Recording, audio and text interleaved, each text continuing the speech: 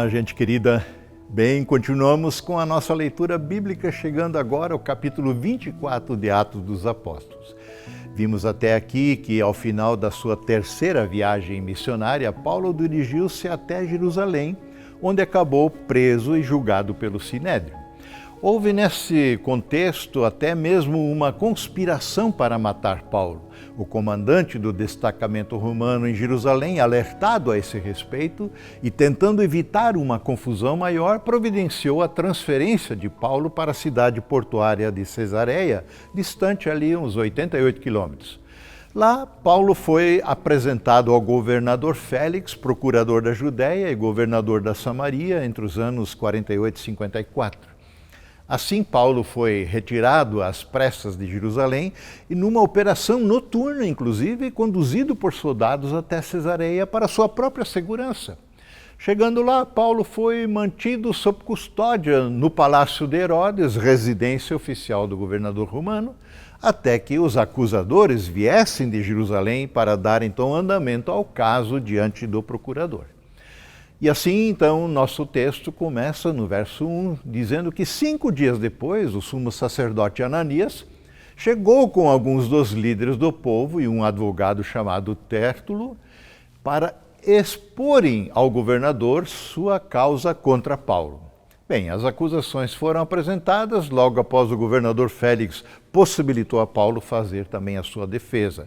E então Paulo vai dizer, a partir do verso 10, quando ele recebeu a autorização e um sinal do governador que agora poderia falar, ele disse: "Sei que o Senhor tem julgado questões dos judeus há muitos anos, e portanto apresento-lhe minha defesa de bom grado. O Senhor poderá verificar com facilidade que cheguei em Jerusalém não mais do que 12 dias atrás para adorar lá no nosso templo. Meus acusadores não me encontraram discutindo com ninguém no templo, nem causando tumulto em nenhuma sinagoga, nem nas ruas da cidade. Eles não podem provar as acusações que fazem contra mim. Reconheço, porém, que sou um seguidor do caminho, sou um seguidor de Cristo, como eram chamados os que seguiam a Jesus, seguidores do caminho, que eles chamam de seita. Adoro a Deus, o Deus de nossos antepassados, e creio firmemente na lei judaica e em tudo que está escrito nos profetas. Tenho em Deus a mesma esperança destes homens que aqui me acusam, de que Ele ressuscitará tanto justos como injustos. Por isso procuro sempre manter a consciência limpa diante de Deus e dos homens. Depois de estar ausente por vários anos, eu voltei a Jerusalém com dinheiro para ajudar o meu próprio povo e apresentar minhas ofertas no templo.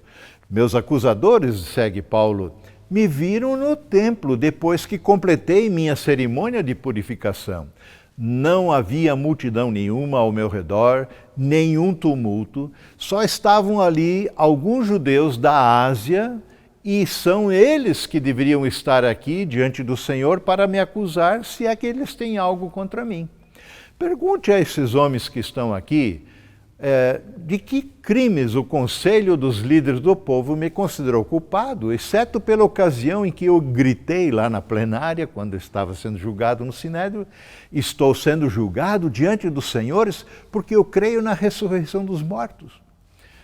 Bom, assim Paulo concluiu a sua defesa. De novo fica claro que toda essa perseguição e acusação que se levantam contra ele tem a ver com o que Paulo prega, que em Cristo Jesus há a ressurreição dos mortos. Este Jesus que foi cravado numa cruz, acusado de blasfemar contra Deus, dizendo-se seu filho, na verdade o próprio Deus entre nós, o que se confirmou com a sua ressurreição.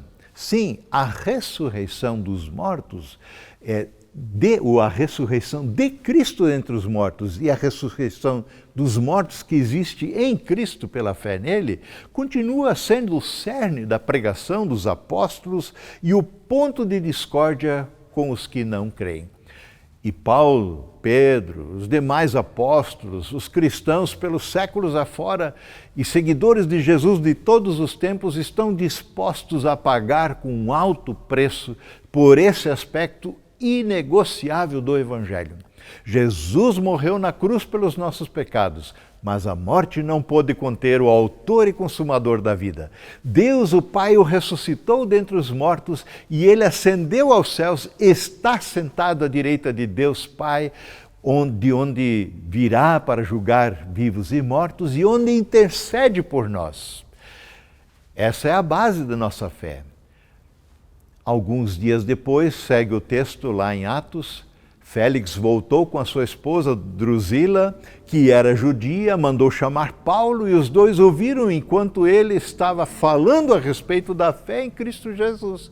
Quando Paulo passou a falar da justiça divina, do domínio próprio e do dia do juízo que estava por vir, Félix teve medo e disse: pode ir, Paulo, por enquanto chega, é isso aí. Quando eu for mais conveniente, eu mandarei chamá-lo outra vez. Interessante que Paulo não aproveita essa audiência particular com o governador Félix para falar em sua causa própria, em sua defesa, para barganhar sua soltura, nada disso. Não. Paulo anuncia também ao governador o Evangelho. Fala da fé em Cristo Jesus e suas implicações, sem omitir nem mesmo temas mais difíceis como o juízo de Deus, ao qual não escaparemos, ou só escaparemos se estivermos em Cristo pela fé nele. Ou seja, Paulo não foge ao seu chamado de testemunha de Cristo, nem que isso lhe custe a própria vida. Afinal, como ele mesmo diz, porque para mim o viver é Cristo e o morrer é lucro. Amém.